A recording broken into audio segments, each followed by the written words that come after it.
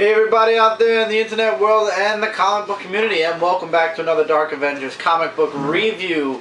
Myself and my brother will be reviewing comic books that were released the first week of July, July 4th, 2012. And before we get into that, how you liking this news about Marvel now? By now you guys should have seen the news video on Dark Avenger Inc. If not, definitely go check that out, because I'm going to be going very in-depth with what I'm about to say here on that video. On this video, I'm just going to mention it really quick. They're canceling 9 titles. Yeah, I heard. From Marvel.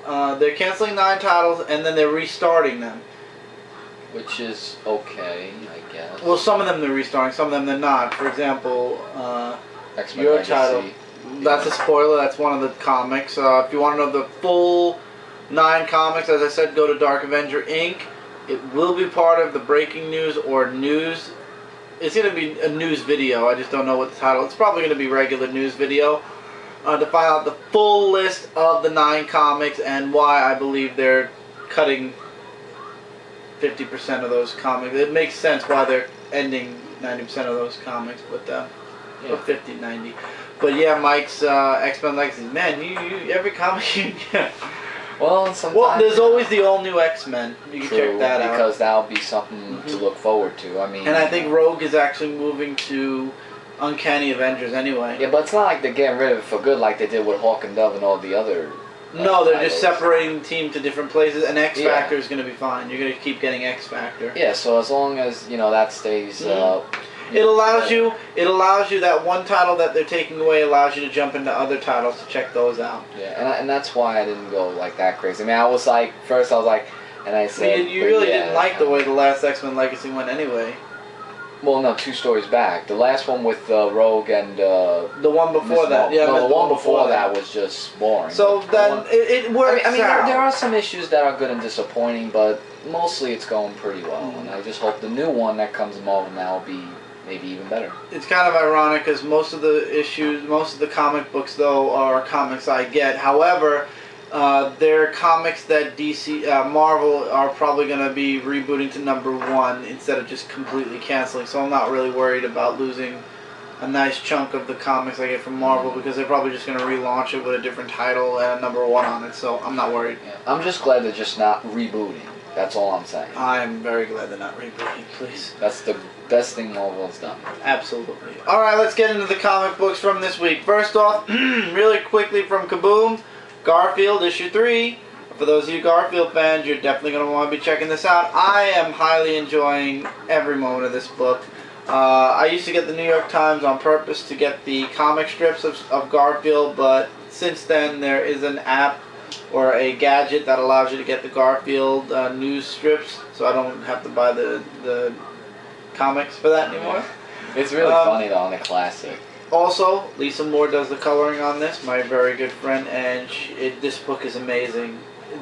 I love the coloring, I love the artwork, and the story, as always, classic Garfield. In this one, he believes he's dreaming. It's funny. It's funny how he goes about the whole issue, thinking, "Oh, I'm dreaming, so I can do whatever I want." Then it comes back to bite him in the you-know-what at the end of the issue. One time when he was dreaming, and like, remember when he had that dream where he ate lasagna and turned out to be like a big, cat that took over the city? I thought that was pretty funny too, during the series. Really quick, nobody noticed this, and I'm very surprised because I have a lot of Transformers fans that watch my videos. I missed out on Robots in Disguise issue 5, which ended the story right before the solo issue with Orion Pax, also known as Optimus Prime.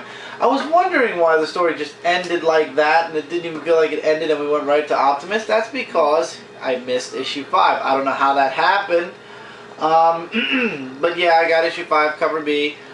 This is back when you could actually pick what cover you wanted, and ended the story pretty well. I really don't want to get into it because I've already reviewed the comic after this, but I would highly recommend checking out Robots in Disguise regardless. Now, this issue I can talk about. This is issue 7 of Robots in Disguise.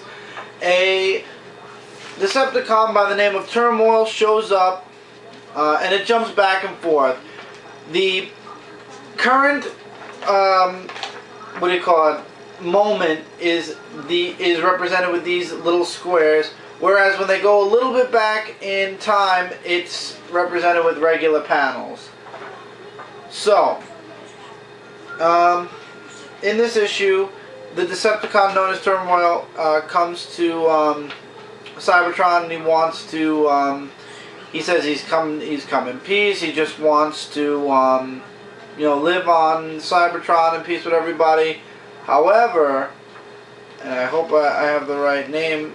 Yeah, they don't give the roster anymore, and that's kind of annoying because now I've got to remember. I want to make sure I got it right. Metal Hawk, who is a pacifist and believes in peace, doesn't like Turmoil because it's Turmoil's fault that most of his brothers, when he was fighting in the war, were killed. And that's basically the premise of this entire book. And the artwork is really, really awesome. Outstanding, I would say. And in the end, let's just say it turns out, of course, it's a lie. There's a spoiler right there. And it's up to Metal Hawk to save an Autobot. I don't want to say who. And yeah, so they and expose Turmoil for what he's truly doing. I enjoyed this issue a lot. It was a fun read.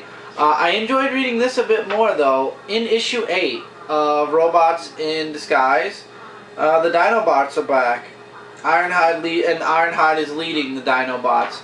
And then in More Than Meets the Eyes, my favorite Dinobot takes the spotlight. Grimlock returns. And then in Transformers Regeneration 1, issue 82 is also about the Dinobots. So this is Dinobot month, and I love it. I was just going to say Dinobot month. I love it. So I'm really, in all 3 books, yes, I am getting Regeneration 1. You'll be seeing that issue 81 next week. This week, but really mean next week. But anyway, I'm looking forward to the full run of Dinobots in all 3 books. It's going to be a real fun. I really didn't know you were a Dinobot fan. I love Grimlock. Love Grimlock since the first season. That much, really. Love Grimlock. He's one of my favorite the Dinobots have always been my favorite because everybody loves Optimus Prime. I love Optimus Prime too, but I love Grimlock. I mean, I don't know what happened to him in the comics, but I remember watching him on TV. Oh, what a treat. I love Grimlock. So I'm looking forward to the next month's book. However, issue 7, really good. I would say check it out. Robots in Disguise is definitely picking up. I would like to see a little bit more Optimus Prime, though, because there is a story going on with Optimus. They're just kind of, like, teasing it. Like, here's one issue, and now we're going back to Bumblebee. I don't like... Anyway, Fairest, issue number 5. In this issue, it's all about the Ice Queen versus the woman whom I forgot her name already. It's really not catching the eye too well. Wow, the pages are, like, classic comic thing. Oh yeah, classic comic. Yeah, classic comic paper and stuff. And, yeah, paper. That's the word. I want to try to find a good. It just seems like this first story is going on forever and ever and ever. I enjoyed this book. I am enjoying it a lot. I just feel bad because I'm not getting Fable, so it kind of leaves a lot to, like, they're talking about a couple of things that are involved in Fable. And I don't read Fable, and at the moment money is very tight, so I don't have the ability to get Fable or its back issues. So I'm going to be taking into very deep consideration whether I'm going to be coming back for Fable issue 6. It's a really good book, though. I would definitely recommend it if you read Fable. If you don't read Fable, I would say check it out, but to be honest, if you want to read Fairest, you should have at least prior knowledge of Fables. But it really holds up very well on its own, though. I gotta admit that too. So a little bit of prior knowledge would, like, wiki it or whatever, but it's an entity all its own. So you could probably get away with not knowing anything that's going on in Fables and still read this. Personally, at first I got this from my girlfriend. She checked out a couple of issues. She wasn't really interested, and oh wow. Yeah, she really wasn't too interested. I'm sort of interested. Maybe she might have been, because it's like a story that. Yeah, I like Alibaba. I like the fact that Alibaba's in it, but the story's going to change in another 2 or 3 months. It's going to change. Like the whole. To a next part. It's going to change to a different story. Yeah. It's not gonna follow these characters around throughout the entire series. It's gonna be like it's just gonna totally end, different. and then it's gonna be a totally different story again. So you're gonna get that one? Or? I'm probably not. I don't think so. I think I'm probably gonna end up. Well, we'll see if it's promising. We'll see. So. It depends on money, and it depends on what's coming out. And we all know with Marvel now coming, I'm going to be really. That's gonna be big. Really heavy on what I'm getting and what I'm not getting. Ozymandias, issue 1 of 6. I'm probably saying it wrong. It was a good intro. The artwork was very good. It's the whole background on how he grew up and how he became Ozymandias, how his girlfriend overdosed on drugs, and he made a swear that he was going to make it up. He was going to stop whoever is pushing whoever was responsible for supplying his girlfriend with the drugs, and that killed her. Better beware. One way or another, justice is coming to find them. So basically, it's the whole origin story of Ozymandias, or however you pronounce his name. He looks like no an interesting character, though. I will admit. It was interesting, but once again, this was more of a he was a kid. This is what happened to him. It's a classic. It's a regular classic story. Young kid gets bullied, goes to learn like a special martial arts, and then comes back, and the bully tries to beat him up, and he beats the bully up instead. And then the whole growing up process, and how he came to be with his riches and his like abilities and whatnot. Yeah. It's an origin story, an entire origin story up to the part where he becomes Ozymandias, or Ozymandias, or however you pronounce it. In the next issue, it's basically going to be like continuing the story without an origin. It's going to be continuing what he does next, what happens next. To be honest, I really wasn't expecting too much with this. This was I was figuring this was going to be one of the more boring books for me, and it wasn't boring, but at the same time, it's definitely down. It's one of the weaker of the many books that I've been reading from before Watchmen. He's an interesting character, but not to my. It's not in my taste. I really don't find an interest in him. Exactly. Yeah, I'm more inclined to enjoying Minutemen, Comedian. I'm gonna enjoy Rorschach. I know, and Night Owl. I really like a lot. So I guess this is one of the weaker of the, I believe, 9 miniseries that are going on. I believe it's 9. No, it's less than that. 7 was it? About 7 or 8, maybe. Yeah, I think there was 7. Maybe about 7. So this is definitely the weaker of, in my opinion. This isn't a character I enjoy. If you enjoy this character, if you know this character and you like this character, you're gonna enjoy the book a lot. Me personally, it's more of an origin, explaining more in depth with the character. Maybe I'll like the character as the series goes on. It's a 6-part mini, so we'll find out. Smallville issue 3, the whole month of June's collection of straight-to-digital comics, all collected in one huge book. Clark goes to Lex. Hanshaw can never move again. They're blaming Superman for all the problems that have been going on because he's conveniently been in the right place at the right time all the time. So yeah, the first meeting between Superman, Clark, and Lex did not go very well. Superman saves Lois Lane from a situation which I don't want to spoil, and the cyborg begins, let's put it that way, in this book. Also, it turns out that Tess Mercer's ghost is connected to Lex. Like she isn't passing on. She's connected with Lex. Was that who I thought it was? Hanshaw. Yeah. The cyborg. Oh, okay. I thought it was something else. But wow.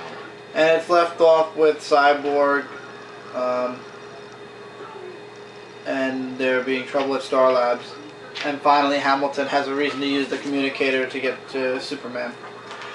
I'm enjoying Smallville Season 11. It's really good. The artwork is spectacular. The covers are really nice, too. The only thing it's missing is a free digital download code, but this is DC Comics after all, so fat chance. And they're using the Superman, like not Tom Welling's, like what you would see in Superman. Yeah, they're kind of, the artwork's kind of skewing to a different... But it's not really the cover. I mean, the issue was great. The issue was amazing. I loved it. Did you read this yet? I did, actually. Oh, you did read it, I so thought you it liked was... it. I thought it was really interesting, but every time, like, when you read it, you could actually, like, picture the voice of Tom Wellings talking. Yeah, and Lex talking, Michael Rosenbaum. Yeah, and then when you put the comic down after reading, you're, like, saying, wow, why wasn't this aired on TV? I mean... Exactly, this would have been the perfect next step. If it wasn't for, like, Tom Wellings, like, saying, you know, that he would wear there were definitely other complications. There were other complications than just that. I mean, everybody said Tom Wellings looks good in the suit. Yeah, well, they got a new Man of Steel movie coming out. I thought you said that didn't exist. It doesn't exist, but it's still coming out. I'm just not acknowledging it. Justice League International issue 11. There's one more issue to go and an annual. I don't know if I'm getting the annual. I'm being quite honest. If the series ends well with issue 12, I'm not going to pay $5 for an annual just to put a big period on this miniseries. But, yeah, the Justice League International wake up. They were knocked out, if you remember, from the last issue. And they're about to be executed. And then, as the cover says, ginormous brawl between the JLI and the metahumans that are protesting against the government. Beautiful artwork, and there is one moment that's really funny. At the very end of the fight, of course we all know JLI won, that's not really a big spoiler. Godiva and Booster Gold finally have that moment that everybody's been kind of waiting for since like issue 2, where Godiva kind of showed an interest in Booster. Wow. And one of the metahumans that are part of the protester dies, and his brother vows revenge to be continued. I'm not going to tell you guys who. You got to read this book. It's by Dan Jurgens. Really good. I'm guessing in the next issue this kid's going to wreak his revenge on the JLI or whatnot. And then it's going to probably lead into the... I like the issue zeros that are coming out. Yeah, there's a... Sorry. A rundown of all the issue zeros, and that does not include JLI or any of the issues that they're canceling. Amethyst, Phantom Stranger, and... Where's the other one? I'm surprised Hawk and Dove issue 0 wasn't there, because I did hear in September they were planning No, to do Hawk and Dove, any of the number ones that were canceled will not be here. But didn't somebody say there was going to be Hawk and Dove issue 0 in September? No. Could have sworn somebody. So if you're looking for reprint or extra issues for the comics that started coming out in September, they will not be there. They're actually doing issue zeros of the comic that will be continuing or starting at issue 1 in September, October as issue zeros. So, no Hawk and Dove. I don't know, somebody told me. And no, what issues was I looking forward to? What other issues did they cancel that we read? What was it now? I don't think they canceled anything else that we read, at least. No. Batman? No, all the Batman books. No. Whatever. Anyway, it was a book, yeah. JLI, really good. I don't understand why DC's ending it. It's a really good story.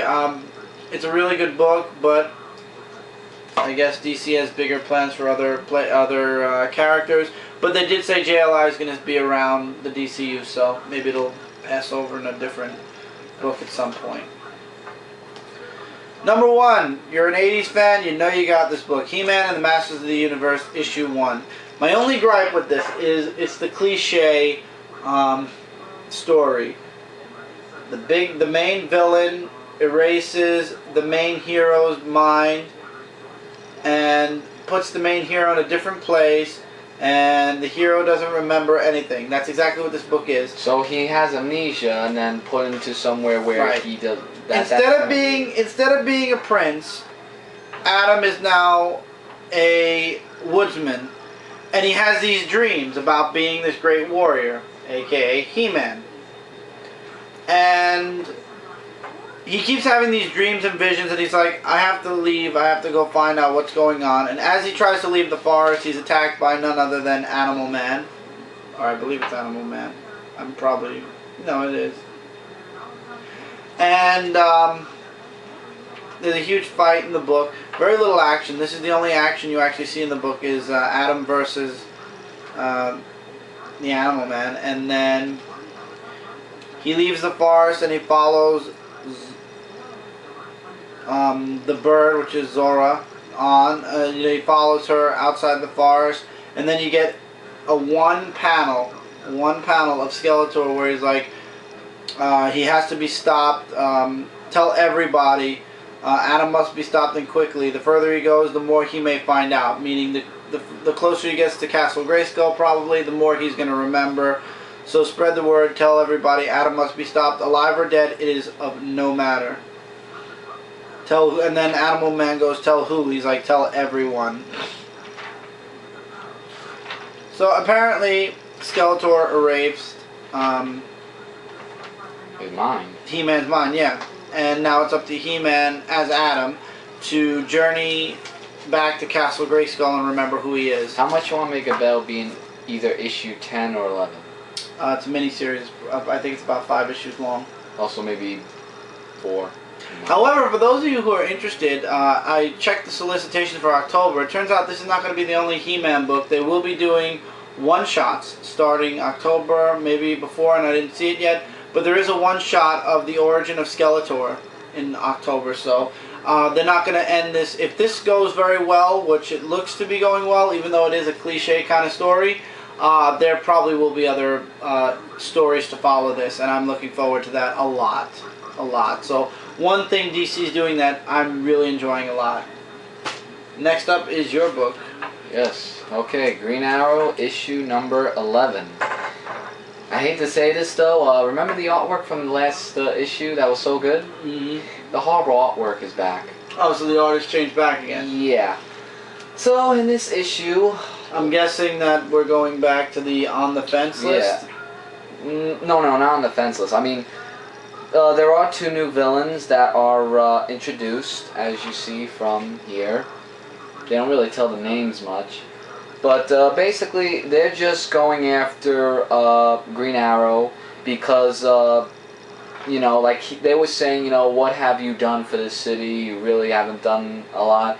And some people have been questioning him, you know, ever since he was gone, when he went away and stuff like that. And Emerson taking over Oliver Queen Industries and stuff like that. But yeah, there's a fight scene that goes on. Oh, that's a nice page to show. Wait, which one? This one? Yeah. Okay, I'll show this one. Like, really epic fight that happened in this story.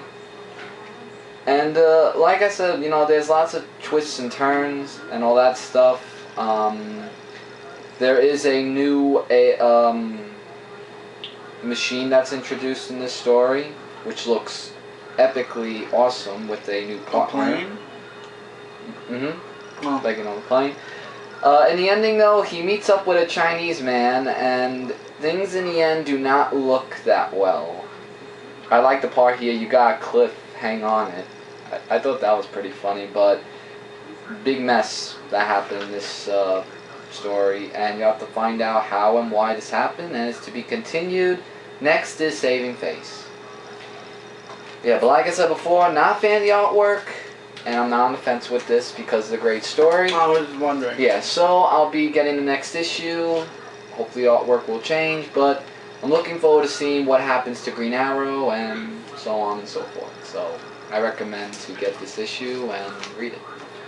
Now, normally I don't do the book I'm about to show you guys, but due to the fact that a lot of DC books are going anyway, and you guys know I'm still collecting this and another title, and there are a few things that are going on with this character, I decided to throw it back in the comic reviews and see if I could be as impartial as humanly possible without completely bashing on the comic because of the way I used to like the superhero. But anyway, Action Comics, issue 11. I can't believe it. Superman changed his identity. In the last issue, Clark Kent died. Superman made his alter ego die, or look like his alter ego died.